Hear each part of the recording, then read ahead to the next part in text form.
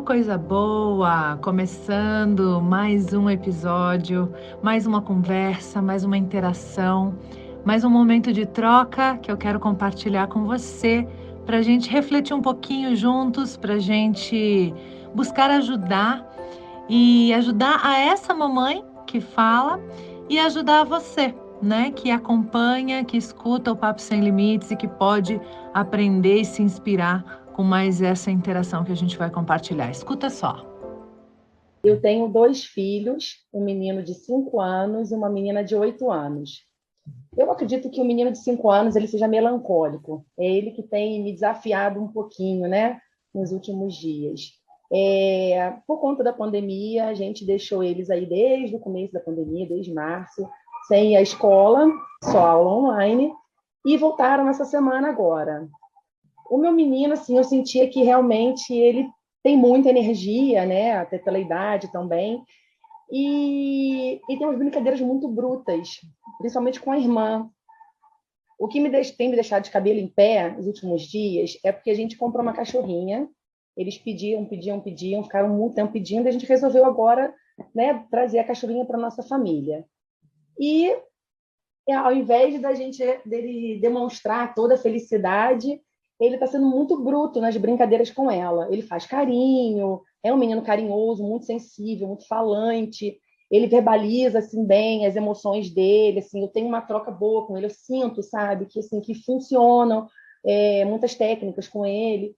Mas ele é bruto com a cachorrinha. Então a gente não sabe até que ponto a gente tem que intervir de uma maneira mais ríspida ou se eu tenho que apenas observar. Eu não sei, eu não estou conseguindo lidar com isso, né? Uma coisa que me chamou muito a atenção, Isa, é que acho que mais ou menos há um mês atrás, 2 meses atrás, ele brincou com a irmã de uma maneira bruta, né? E aí eu fui brigar com ele. Naquele momento eu não sabia se eu acudia a ela porque ela estava chorando.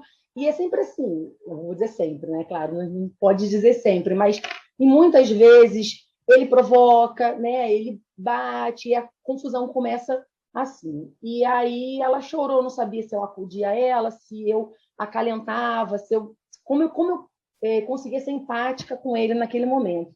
E aí ele virou para mim, para o meu marido, e falou assim: me bate, pode me bater. Aquilo acabou comigo. Eu já não sabia mais o que fazer.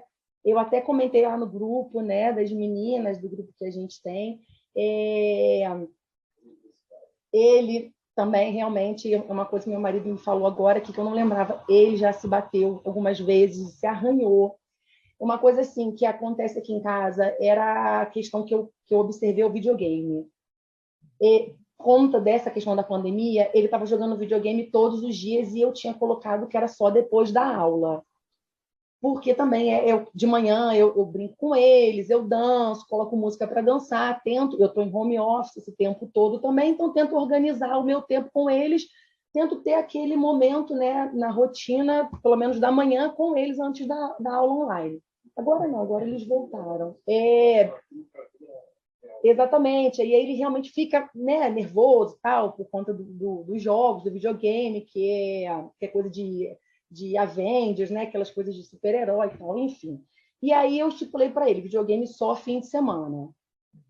A gente agora deu uma viajada esses dias que eu tirei férias e foi ótimo, ele sem videogame, eu percebo realmente o comportamento dele outro, o videogame deu um pânico, dando graças a Deus, e assim, não voltou para o videogame.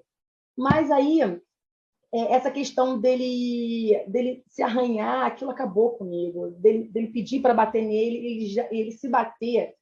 E aí, nesses momentos que eu não queria puni-lo, eu não deixava ele no quarto, eu vinha para o quarto com ele, para separar aquela situação dele com a irmã, eu vinha para o quarto com ele e ficava com ele, tentando acalmá-lo, e sentava e falava: eu espero você se acalmar, eu não quero essa questão da punição, de deixar ele no quarto, né? Eu entendo isso, que hoje eu entendo, né? Mas, ao mesmo tempo, eu não estou sabendo lidar com isso, com essa coisa da automutilação nele.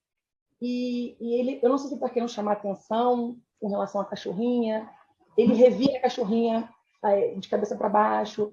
Eu não sei se eu tenho que chegar para ele mesmo e falar, olha, ela vai morrer se você fizer isso, ela vai machucar feio. Eu não estou sabendo lidar com essa questão dele. Entendi, querida. Entendi. Ana, vamos nós. Eu escrevi uma coisa recentemente que eu me lembrei enquanto você falava, né? Porque a gente está falando de violência, né? A gente está falando, né, de expressões de violência partindo de uma criança tão novinha, né? 5 anos, é muito novinha, né? Então a gente tem relatos, né, de brincadeiras brutas com a irmã, com a cachorrinha. Então, assim, quando ele encontra alguém mais frágil que ele pode direcionar o que está dentro dele, né?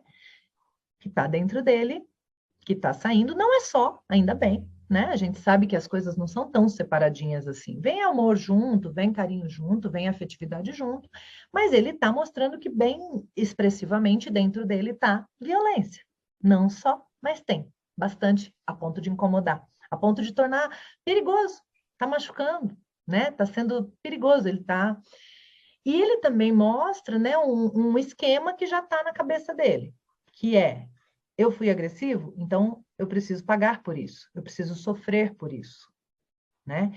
Então, alguém criou um sistema em que esta criança vive, que ele absorveu essas duas coisas: a violência e o sistema de sofrer depois de ser violento, então, para pagar. Pronto, agora está pago, né? Então, ele mesmo se bate, ele mesmo... E você falou um termo automutilação, que eu acho que não é o que seu filho está fazendo. O seu filho está, né? Automutilação é pegar o estilete, se cortar, isso é automutilação, né? O que você falou aí é ele batendo em si mesmo. Inclusive, eu gravei um vídeo recente, uma Manhã Sem Limites, que eu falei isso. Não sei se você chegou a ver. Isso, essa era legal você ver, foi uma que eu fiz quando eu estava em Campo Grande, recente. Depois, se alguém tiver o link, gente, põe no grupo aqui, põe no chat aqui também. E que eu falo sobre isso, da criança quando ela pede para apanhar, tá? Então, Você postou, mas eu não vi o vídeo. Qual é a gravidade disso? É mais grave do que a gente imagina, porque, né, a criança está aprendendo a não gostar de si mesma. Ela está aprendendo a não se apreciar, pelo contrário, né? E ela... Ah, alguém já pôs aí, Aninha. Ô, Aninha, obrigada. Né? A criança vai aprendendo que também ela vai ser uma criança boa, agradável, gentil, né? Porque senão ela apanha, porque senão ela... E não pelos valores, não pela nobreza da coisa toda. Mas eu quero ler para você uma poesia que eu fiz esses dias, tá? Que eu acho que tem umas coisas bacanas para a gente conversar sobre ela. A poesia diz assim, eu queria ter achado ela no celular, mas não achei, então peguei ela aqui no computador mesmo. Se eu desviar os olhinhos, é por isso. E agora a criança começou a bater. Não entendo como isso foi acontecer. Não levou palmada nem quando fez por merecer. Certeza que foi na escola que bater foi aprender.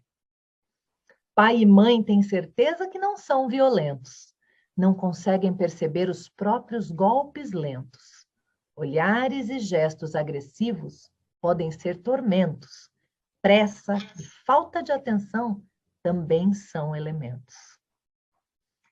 É da violência invisível que eu estou falando. Algo que a nossa cultura foi nos acostumando. Forma de ser violenta que vamos perpetuando. Sem perceber o ciclo vicioso, vamos alimentando. É preciso que tomemos consciência de quanto estamos amando com violência. Se a criança bater, explicar tudo com paciência e aprendermos juntos com cada experiência. E então vamos aprendendo essa nova dança de uma vida de paz, amor e confiança. Querendo, até o mais agressivo se amansa. É só se abrir aos ensinos do melhor professor, a criança. Ana, a gente tem uma violência invisível que está dentro de nós. Então, quando você me falou, ele brincou de maneira bruta com a minha filha, eu fui brigar com ele.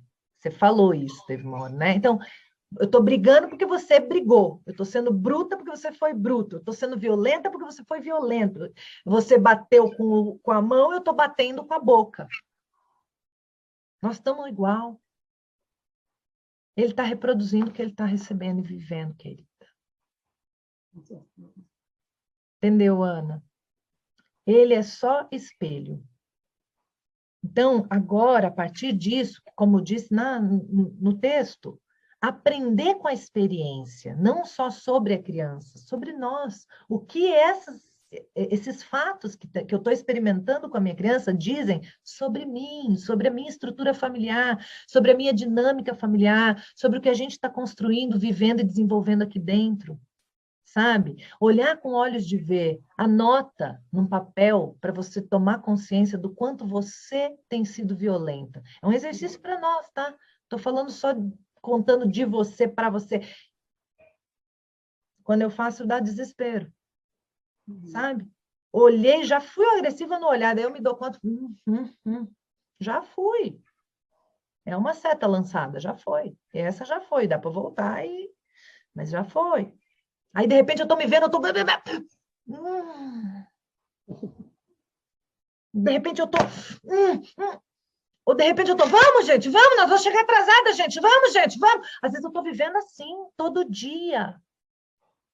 Isso é violento. O ritmo da criança é lento. Pressa é violência. Então, tem umas violências, Ana, que a gente não percebe. Né? Sem falar as que a gente percebe, porque as que você percebe, você já falou. Videogame, por exemplo, um jogo violento, não. Arruma outro jogo. Melhor não, é melhor gastar mais energia que bateria, esse é o melhor. Mas se em algum momento for gastar a bateria, né? Arruma jogo que pelo menos coloca coisa boa para dentro da cabeça da criança. Vou convencer meu marido disso. Isso. Ele está aí do lado, deve estar me ouvindo. Tá. Né? Deus abençoe. Eu já vi que ele falou junto os causos, eu falei, deve estar me ouvindo junto. Né? Então, depois, claro, aí eu poderia te falar várias coisas. O que faz na hora que ele bate? Eu conto a história que a cachorra vai morrer. Conta uma história de um menininho que a cachorra morreu. Sabe? O nível do drama, você mede. Se ele estiver quase chorando, você pode parar, não precisa mais. Se ele não estiver chorando, se ele estiver meio nem aí, você mata a cachorra do outro. Porque quando a gente começa a falar um negócio um tom mais assim, tipo, parece que está muito no abstrato ainda. Não é só isso. Na verdade, quando a gente vive num ambiente de violência, mesmo que seja violência invisível, a gente começa a ficar insensível. Então, não é abstração, é insensibilidade. Aos 5 anos. É muito grave, é triste, é um lamento. Que bom que você está aqui. Que bom que vocês expuseram a questão. Que bom ouvir isso tudo agora com 5 anos. Dá tempo de falar, para o barco, vamos refazer a rota aqui. Vamos sentar, vamos analisar o mapa, sabe? E vamos entender o que nós vamos fazer diferente aqui. Porque aos 5 anos você está colhendo isso, bater na irmã e quase matar a cachorra. E aos 10, qual vai ser a colheita? E aos 15? E aos 20? Porque agora você ainda controla. Com 15, se esse nível de violência permanece, como é que vai estar? Aí é a hora que a gente não tem mais controle. Aí é a hora que coisas mais graves começam a acontecer. E eu não estou falando violência, que ele vai matar alguém, nada, não é isso. Sabe? É a violência de você falar, filho, mas essa festa, não sei o que, ele vira a porta, sai, não tá nem aí. Bate a porta na sua cara e vai. Sabe? É a violência, né? Se ele já está se batendo para se punir, daqui a pouco ele está fumando, daqui a pouco ele está se drogando, daqui a pouco ele está bebendo para se punir, para se agredir, porque é esse o modelo dele. Né? Claro que eu estou falando cenários horríveis, mas é porque eu quero criar uma mola, uma alavanca, uma dor suficiente, uma angústia, uma agonia suficiente que faça você entender que precisa mudar. Que as consequências podem ser mesmo muito graves, se não mudar no longo prazo. Entendeu, querida? Então, assim, eu acho que a gente tem agora um lugar de consciência que convida a novas ações, a novas mudanças. Então, acho que no caso específico, conta uma historinha, né? Explica sobre a cachorra, conta histórias sobre crianças, mas histórias que não sejam Por isso que a gente não deve fazer isso. Lição de moral, aquela coisa chata. Não, conta história, tá contando história. E no meio da história aparece uma situação parecida com a que ele está vivendo também, tem uma consequência, ele vê e tal. E aí você fala de uma outra história legal, que mostra o que ele deve fazer, entrega recurso para ele nessa história. Não queira deixar só ele se sentindo mal, sabe? Entregue recursos para ele saber o que fazer então, o que é legal então. Mas eu já te adianto, se eu não mudo a estrutura de violência, as histórias têm efeito de prazo limitado. Lógico, né? Porque eu entendi, eu estou consciente, aí eu vou tentar parar de fumar, eu paro até a hora que eu não aguento mais e fumo. Não. Eu vou tentar parar de comer doce, eu paro até a hora que alguém faz uma festa todo dia, enche a casa de doce, eu falo, pô, também não dá. Mesma coisa a violência. Paro até que daqui a pouco são violentos comigo, eu preciso extravasar em alguém, vai no menor de novo. Faz sentido, amor? Total, Ivo, total. O que você fala, realmente, assim, a gente começa a olhar, né, o ambiente familiar, assim, toda a tensão, né, e falar de uma forma muito agressiva, né, a gente não bate nele, a gente não bate, mas realmente tem uma agressividade nas palavras, a gente não está sabendo lidar e grita, né, realmente. E é cultural, Ana.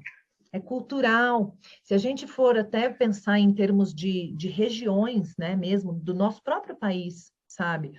O Rio tem essa coisa da violência muito forte. Não só nas ruas, nas relações, sabe? Eu tenho família no Rio. E eu percebo, tem coisas que eu me assusto, né? A Então, maneira de falar, né, muito agressiva, né? Sabe? Então, assim, e tá tudo bem. Que bom que a gente está vendo isso. Sabe? Esses dias eu escutei uma palestra, achei lindo, um italiano. Ele dizia assim: gente, se eu descubro que faz 10 anos que eu estou fazendo tudo errado com meu filho, isso é uma coisa boa ou ruim? Ele fala assim: se você ficar olhando para o passado e sofrendo, é ruim. Mas se você olhar para o futuro e pensar que ele só tem 10 e vai ter 90, 100 que ele vai viver, é bom! Então tem mais tempo ainda para viver do que o que já foi vivido quando você tem uma criança, quando você tem um adolescente, ou quando você tem um jovem. Então é bom, meu Deus, seja qualquer momento que for, que você descobriu que tem alguma coisa que você pode fazer diferente, dê graças a Deus. Que bom que eu estou ouvindo isso agora, que bom que eu posso fazer diferente a partir de agora, sabe? E aí a gente vai precisar realmente mergulhar, porque é de dentro para fora. Então eu vou ter que entender o que é cultura, o que foi a minha criação, o que eu me acostumei, o que eu e o marido acostumamos a ser violento um com o outro, na forma de falar, na forma de levar a vida, né? E a gente começar a dar 2 passinhos para trás e falar, peraí, vamos ser gentil com a gente, entre a gente, vamos começar a trazer isso para nós, vamos aproveitar esse convite da nossa criança para fazer isso por nós, sabe? E aí a gente pode ter muitas coisas lindas para colher, viu? Se a gente quiser, teremos. Tá bom, meu amor. Deus abençoe, Ajudou muito, muito mesmo. viu? Ajudou a E gente. lembra que firmeza não precisa ter violência. E que quando eu vou tirar a violência da minha vida, eu não posso tirar a firmeza. E isso é um lembrete importante, senão eu caio correndo na permissividade. Tá? Então, é esse lugar de achar a firmeza sem violência que eu acho que agora é a tua busca. Porque o seu menino vai precisar de firmeza, né? Ele está tendo algumas atitudes que ele vai precisar de firmeza. Mas como encontrar a firmeza no sentido de orientação e não de punição? Eu acho que a grande diferença, talvez, que possa nos ajudar a compreender da firmeza sem violência, é que a firmeza, quando é baseada na punição, sempre tem um castigo, sempre tem uma dor, sempre tem um sofrimento, uma humilhação, uma vergonha. Então, ela é violenta. A firmeza sem isso tudo, ela é orientativa. Ela tem um caráter educativo, informativo. Você entende? Tá? Então, acho que esse é um bom caminho para vocês irem encontrando esse lugar. Com certeza. Viu? Ajudou muito, Isa. Muito Que obrigada. bom. Deus te abençoe. Amém. Um beijo Você grande. também.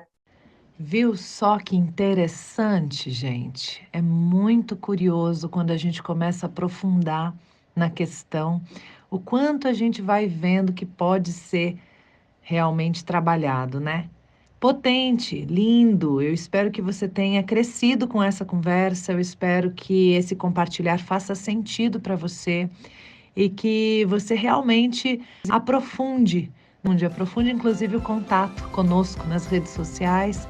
A gente tem Instagram, TikTok, @isa.minatel e o canal no YouTube, youtube.com/isaminatel. Vamos juntos cada vez mais aprofundar o nosso estudo para sermos pais e mães sem limites no amor, no conhecimento, na profundidade com que tocamos essas almas humanas que nos foram confiadas. Um beijo, fica com Deus e até a próxima, porque aqui você já sabe, o papo é sem limites.